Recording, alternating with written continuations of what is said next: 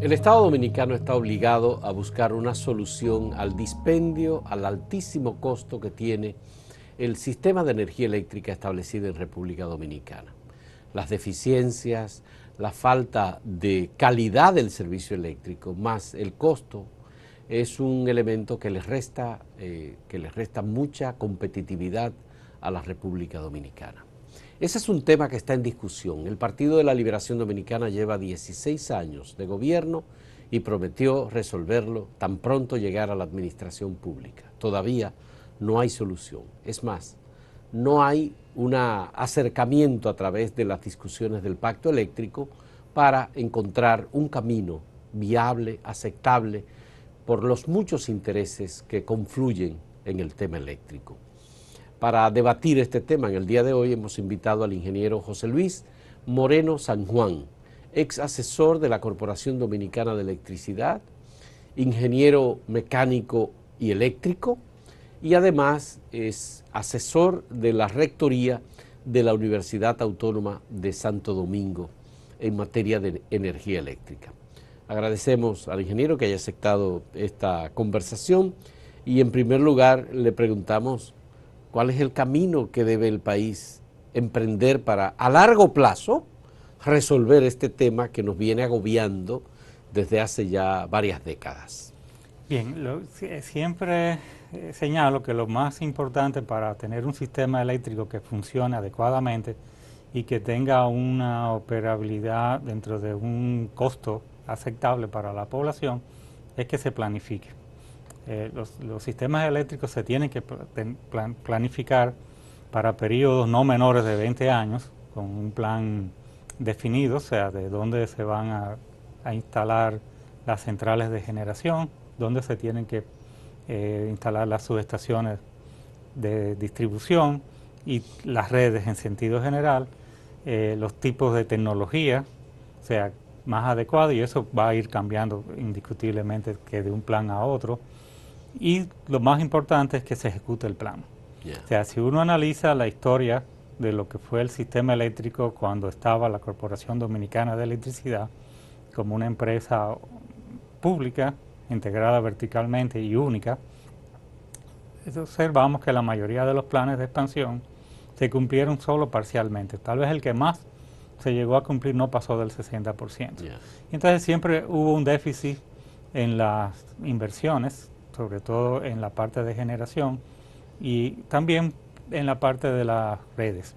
Después, es evidente también que hemos tenido un crecimiento no muy bien planificado de nuestras ciudades y por lo tanto las redes de distribución y la ubicación de sus estaciones siempre se quedaron atrás y íbamos detrás de vamos a decir, esa expansión de las ciudades de manera no muy bien planificada desde el punto de vista urbano. Y todo eso complicó la solución. Después, cuando ya a finales de la década de los 80 del siglo pasado, se comenzó a dar paso a lo que fue la participación del sector privado en el área de la generación, entonces también se hizo de manera caótica, sin ningún tipo de planificación, sino sobre la base de tratar de poner parchos a una situación que siempre era de emergencia. Después de eso vino el tema de la reforma del sector eléctrico con la capitalización, que también se hizo de manera totalmente desorganizada y sin prever las consecuencias de no planificar. Entonces lo que se dejó fue que la ley de la oferta y la demanda fuese la que rigiera sobre el sector y no se estableció un plan de expansión adecuado, sino que se dejó como un plan de expansión indicativo. En este caso fue la Comisión Nacional de Energía que elaboró el plan de expansión indicativo, pero no había ninguna obligación de cumplirlo y por lo tanto en los últimos ya 17 años que tenemos de la reforma que concluyó por lo menos en cuanto a tomar decisiones en el año 99, pues prácticamente hemos avanzado sin ningún tipo de planificación. Bien, pero tenemos un sistema eléctrico mixto, en donde participa el sector privado y en donde participa el Estado. El Estado tiene la altísima responsabilidad también de la regulación, por tanto tiene la posibilidad de decidir y lo estaba haciendo en las discusiones del pacto eléctrico dentro del Consejo Económico y Social. ¿Por qué no ha avanzado? ¿Por qué se ha paralizado este debate? Bueno, precisamente porque hay una lucha de intereses entre lo que es la participación tal vez del sector privado, que por lo general siempre ha querido tener grandes beneficios en el corto plazo, y yo diría tal vez un poco de confusión en lo que es el sector público, que siempre ha debido tener la función de planificación y regulación. O sea, lo que está discutiéndose en el pacto para nosotros, desde el punto de vista de la Facultad de Ingeniería de la UAS, es realmente que no se ha tratado por donde debió comenzarse la discusión, que era definir qué sistema queremos. Pero eso no está definido. Eso no está muy claramente definido. O sea, fíjese que la mayoría de las discusiones del pacto son sobre participaciones y sobre temas de detalles, no definir primero qué es el camino que usted quiere seguir y después ir a los detalles. Lo que debió tratarse primero es si íbamos o no cumplir con las leyes dominicanas referentes al sector energético, sobre todo. Pero ¿no le parece que hay que homogenizar la concepción del Estado Dominicano? Porque existe el Ministerio de Energía y Minas, existe la Corporación Dominicana de Empresas Eléctricas Estatales, existe la Superintendencia de Electricidad, y hay otros organismos estatales que igualmente también intervienen. Las EDE son aparte, EGEGI es otra empresa, es decir, ¿cómo vamos a asumir el papel del Estado? Sí, ese es un punto muy importante.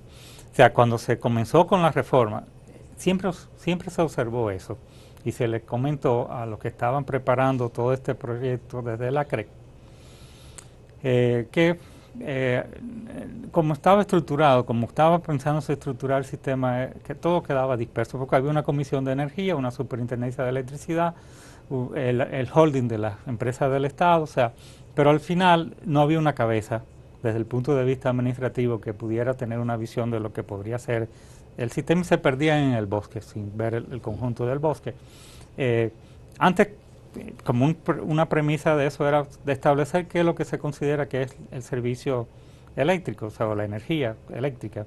Si es una mercancía pura y simple, como vender zapatos o vender camisas, o si es un servicio de utilidad pública. Y por eso hablábamos de cumplir con las leyes. Después tenemos que cumplir con las leyes constitucionales, o sea, no se pueden permitir monopolios en manos del sector privado. La ley, tendríamos que modificar la Constitución, pero tal vez no debíamos modificar la Constitución, sino debíamos cumplir con la Constitución, porque en todos los países, incluyendo en Estados Unidos, hay leyes antimonopolio por las malas experiencias que tuvieron a finales del siglo XIX con las grandes corporaciones. Y se estableció la ley Sherman, o sea, que rige todo el tema de lo que son los monopolios. Siempre ha habido una lucha entre lo que es la competencia, ¿verdad?, del libre comercio, y lo que es la tendencia a crear estructuras oligopólicas o monopólicas. Pero está claro que en la sociedad dominicana, el Estado dominicano puede sí tener la responsabilidad del monopolio de un aspecto estratégico. Y de hecho la tiene, y constitucionalmente no viola ninguna ley cuando lo ejerce, ni tampoco la Ley General de Electricidad, ni tampoco la Ley de Reforma de la Empresa Pública, porque fíjese que en la Ley de Reforma de la Empresa Pública lo que se establecía era un máximo para la participación del sector privado en las empresas que se estaban reformando, que era un 50%. No podía haber más de un 50% en manos del sector privado, y se dejaba como pública, o sea, 100%, la transmisión y la generación hidroeléctrica. Hubo muchas discusiones con el tema de la transmisión, hubo hasta el intento de privatizar la transmisión, pero no se logró. Y con el tema de las hidroeléctricas, con la ley de incentivos a las energías renovables, se estableció que hasta 5 megavatios podían ser manejadas por el sector privado. Nos opusimos a eso desde la UAS, porque pensábamos que 5 megavatios, en el caso nuestro, que es una isla, es muchos megavatios.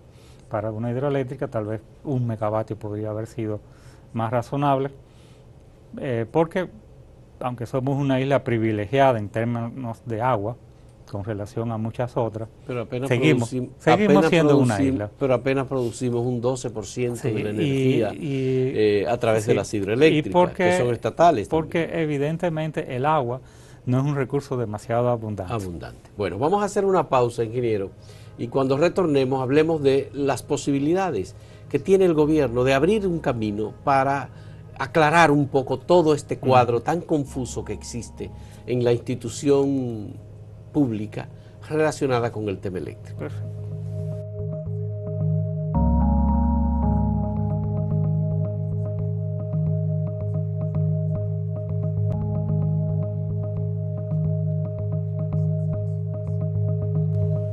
Ingeniero José Luis Moreno San Juan, ¿el pacto eléctrico puede ayudar al gobierno a encontrar el camino para buscarle una solución al tema eléctrico, o todavía seguimos amarrados con la cuestión política, la lucha de intereses? Se crea el Ministerio de Energía y Minas, se le entrega a un partido político, se le quita la parte de energía por 5 años y después se pone a otra persona ahí. ¿Cómo es eso? Fíjese, ¿Qué hacemos? El problema de la dispersión en lo que es el área de energía es notable en cuanto a tomar decisiones.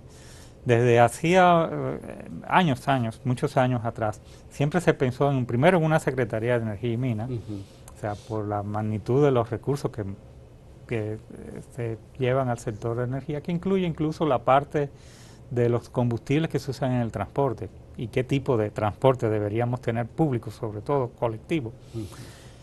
Y después, bueno, el ministerio. Ahora, el ministerio surge mutilado por una serie de razones de tipo político, o sea, y nunca la parte de energía, como bien usted dice, estuvo dentro de ese ministerio inicial. Ahora se está tratando de rectificar esto, o sea, y se ha dado un plazo hasta el 2018 para terminar de rectificar el tema del ministerio. Entonces hay una serie de entidades que son independientes, que deberán formar parte de ese ministerio. Que van a desaparecer. Como la CDE, por ejemplo. La CDE era un holding, no tenía que ser esa superestructura que hay, sino simplemente un holding. La Comisión Nacional de Energía. La Comisión Nacional de Energía, la superintendencia no, porque debe de ser un poquito más autónoma, o sea, que en ese caso es lo que generalmente se estila. Y las EDES van a la comisión también. Entonces, todas las empresas públicas dependerán del ministerio, y lo que habrá es un holding, o sea, reducido de una cantidad mínima de personas que manejen lo que es esa entidad, como enlace entre cada una de las empresas y el ministerio, o sea, lo que es el ministerio. Pero es un tema logístico. Ajá. A lo que vamos es a la cuestión de las políticas del Estado dominicano en materia de energía. El Estado decidió hacer Punta Catalina y está invirtiendo para tener un stock de energía suficiente que le permita negociar con los participantes del sector privado y poder resistir los apagones financieros, el chantaje y muchas de las otras cosas que le ocurren al Estado. ¿El pacto eléctrico ayudaría a eso y a bajar el precio de la energía para el consumo? Por eso lo que debe centrarse en el pacto eléctrico son en los aspectos de planificación y normativos, o sea, sin tal vez entrar en muchos detalles que son operativos, ¿no? O sea, pero sí es en qué tipo de sistema queremos. Hay incluso muchas posibilidades de tener un sistema eléctrico que funcione, no solamente el modelo actual, y por eso también debió haberse discutido desde el principio en el pacto qué tipo de sistema, qué tipo de modelo. Si mantenemos el que se comenzó en el año 99, o sea, operar a partir del año 99, tenemos que cambiar a otro sistema. Yo creo que eso era en lo que se debió centrar la discusión del pacto, pero se fueron a muchos detalles, incluso posiblemente en unas reuniones maratónicas, también masivas, que la mejor forma de no llevar a ningún resultado a veces está en ese tipo de reunión, sobre todo cuando hay muchas personas que no conocen demasiado del tema y están ahí, pero tienen el derecho a voz y voto, ¿no? Y entonces se excluyen a otras simplemente porque tal vez consideren que es una voz disidente o van a opinar diferente a como le interesa a su grupo. Pero ha habido siempre la posibilidad, incluso hasta con las empresas reformadas, de buscarse un administrador más competente. O sea, porque realmente hemos tenido administradores muy incompetentes de las empresas que quedan, que son mixtas, como es el caso de Jaina y Agitao. Y aunque los contratos de suscripción de acciones son por tiempo indefinido, los de administración eran por 5 años, y son por 5 años. Sí. O sea que cada 5 años hemos podido cambiar al administrador, o sea que el gobierno se ha autoatado de manos. Y hemos hecho todas las pruebas, porque incluso en un momento también se contrató a extranjeros para que vinieran a dirigir alguna de esas empresas. Sí, y bueno, el tema muchas veces es si realmente su participación fue o no efectiva, o sea, y se han cometido muchos errores en el manejo. Pero en el caso de la administración del presidente Danilo Medina, hemos definido un trayecto con el ingeniero Rubén Jiménez Bichara y con los otros actores, don Tony Isaconde, la Comisión Nacional de Energía, que esté claro hacia dónde debemos ir. Porque una cosa que fue lo de Punta Catalina, pero eso es nada más que una inversión. Sí. No es lo único que hay que hacer, evidentemente. O sea, muchas veces se ha cuestionado si eso era correcto o no, desde el punto de vista de lo que era la lógica en el momento que se tomó la decisión. Entiendo que era correcto, o sea, desde el punto de vista de buscar un costo de abastecimiento para las empresas de distribución más bajo. O sea, la tecnología también era adecuada, la ubicación no, nunca debió ubicarse ahí.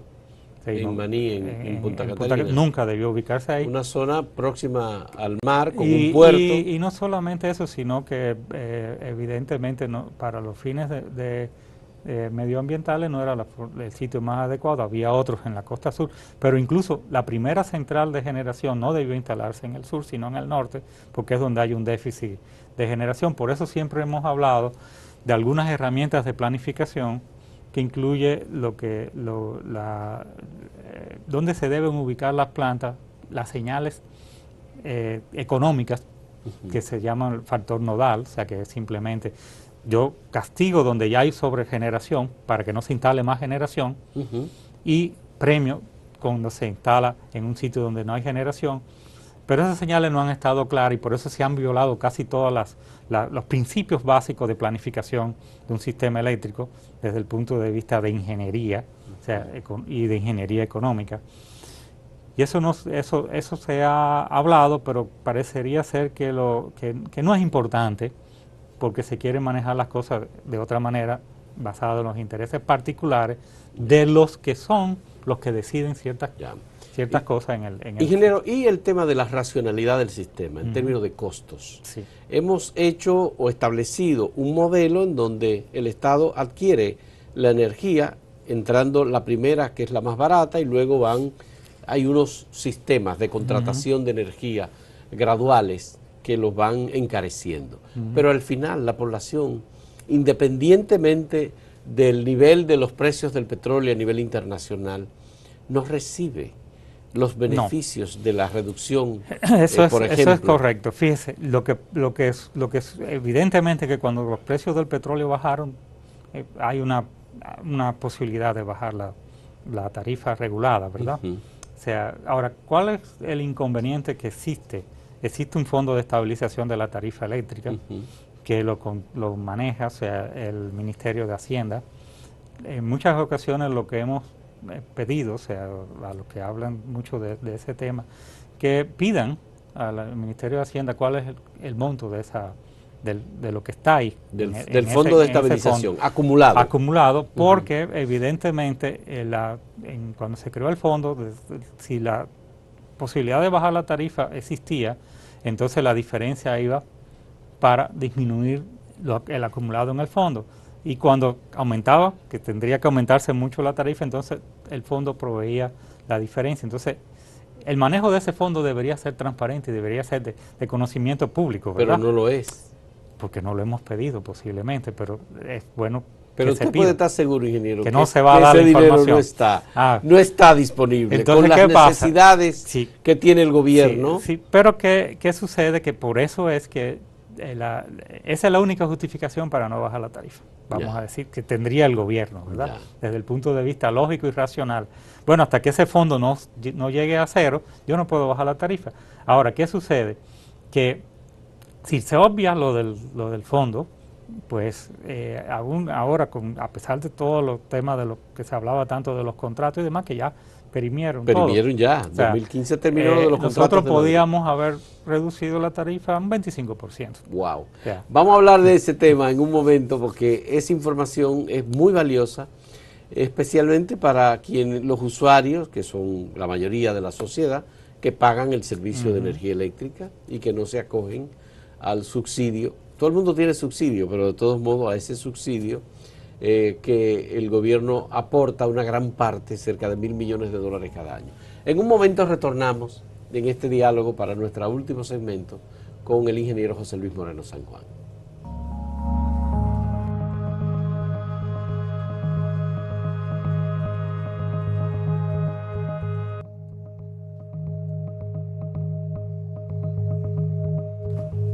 Cuando comenzamos este ciclo de entrevistas con el ingeniero Antonio Almonte, él nos dijo que el pacto eléctrico se paralizó en el debate de la tarifa del sistema eléctrico.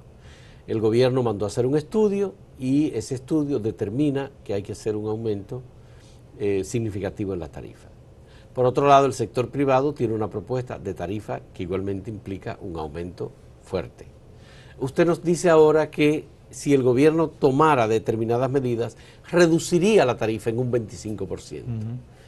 ¿Cómo podemos explicar una cosa y la otra? Se está hablando de aumento de tarifa para racionalizar el tema de la energía eléctrica. Bueno, pero fíjese, lo que pasa es que por eso te digo que de cumplir con las leyes, incluyendo la propia Ley General de Electricidad, usted no puede cargar a tarifa lo que es el robo de energía. Entonces, evidentemente, el asunto no es que cuadren los números, ¿verdad? ¿Y cuál es el porcentaje del robo de energía? Es posible que hay unas pérdidas promedio que andan entre el 25 y el 30% porque han ido bajando. Sí. Un 15% tal vez sea entre 14 y 15% las técnicas y el resto puede ser entre un 10 y un 15% el robo de energía. Pero realmente en eso hay muchas particularidades porque precisamente el tema de la racionalización del sector eléctrico, de la planificación del sector eléctrico y de observar los cambios que están ocurriendo en el mundo en temas del manejo de los sistemas eléctricos, es lo que debería haber sido el centro de la discusión del pacto eléctrico, porque mientras discutimos aquí una serie de temas con que si va a haber energía o no, si el precio o no, el mundo ha estado cambiando desde el punto de vista de paradigma de lo que es el manejo del sistema eléctrico. En el futuro va a haber bastante de generación distribuida, en el futuro también va a haber bastante de energía renovable y nosotros estamos aquí todavía como en el oscurantismo, no del siglo XX, sino precisamente en los albores del siglo XX. Al inicio del siglo XX. Y estamos ya avanzados en el siglo XXI, entonces tenemos que darnos un sistema que esté más adecuado a lo que son los conceptos del siglo XXI. Hay que dar un salto. Hay que dar un salto hasta en la forma de cómo se concibe un sistema eléctrico y no perder el tiempo en ese tipo de cosas. Ahora, la función del gobierno es planificar y regular y yo diría que en el caso dominicano que intervenir para que la planificación se cumpla, a veces haciendo inversiones, porque el sector privado tampoco ha hecho las inversiones que se deben hacer. O sea, pero es mucha la inversión que se ha hecho. Sí, pero no la adecuada, porque por eso es que tenemos que ver cuáles son las tecnologías más adecuadas para resolver el problema y no la que yo puedo instalar más rápido para ganar más dinero en el corto plazo. Por ejemplo, el tema de Punta Catalina son cerca de $2.000 millones. Sí, hemos siempre dicho que podía haber sido mucho menos. Muchas veces en la parte de ingeniería tiene que ver mucho con los parámetros para el diseño, que creo que han estado desenfocados en ese caso. Y segundo, ¿dónde usted manda a construir las máquinas? Porque en los Estados Unidos la mandan a construir a China. ¿Y por qué nosotros la tuvimos que mandar a construir en Estados Unidos? Porque de todas maneras, si era tratando de conseguir un préstamo del Exim Bank no lo conseguimos. Entonces debimos haber mandado a hacer esas máquinas a otro país donde el know-how cueste menos, ¿verdad? Porque es totalmente absurdo. Aunque hubo participación china en el concurso que finalmente... Sí, pero bueno, no, eso... La licitación. Tal vez los precios eran muy bajos los de la oferta china, pero también me parecen un poco altos los de la otra oferta. Nosotros hicimos un análisis desglosado por partida y lo que entendíamos que daba era alrededor de 1.500 millones de dólares, como mucho, con todos el tema de control de emisiones que tiene que tener esa planta por el sitio que está mal ubicada. Está mal ubicada y eso se puede demostrar. ¿Por qué está mal ubicada? Está mal ubicada sencillamente porque se manejaron intereses particulares de que se ubicara ahí y no en otro sitio, o sea. Y mal ubicada porque nosotros no tenemos déficit de generación en la zona sur del país, sino en la zona norte. Entonces, por eso está mal ubicada. Si se iba a instalar una primera central de ese tipo, tenía que ser en la zona norte, fundamentalmente, tal vez en la zona de Pepillo Salcedo. ¿Para cuándo finalmente cree usted, ingeniero, que vamos a tener el pacto eléctrico? Eso está bastante indefinido en estos momentos porque está semi-paralizado. O sea, y hay los sectores que estaban participando que están como fuera y entran y salen, ¿no? Y no se sabe exactamente cuál, pero de hecho ya está pasado de tiempo y lo que no se puede dejar es que siga corriendo el sistema eléctrico sin ningún tipo de planificación, como está pasando ahora. Nadie sabe, nadie ha planificado, o sea, realmente las necesidades del sistema en cuanto a ponerlo en un calendario, poner licitaciones en un calendario, cuándo deben comenzarse a construir nuevas centrales, cuándo hay que hacer realmente innovaciones tecnológicas como las que hay en el mundo actual. Muchos países ya están bastante avanzados con eso y darle paso en cierta forma también dentro de ese esquema a las energías renovables, que creo que nosotros no estamos muy lejos de lo que debería ser una buena planificación. En este momento, definitivamente de acuerdo. Muchas gracias al ingeniero José Luis Moreno San Juan y por este diálogo, por aceptar esta conversación con nosotros y por participar frente a ustedes y con ustedes en este tema tan relevante para el desarrollo de la República Dominicana. Muchísimas gracias a ustedes por la compañía.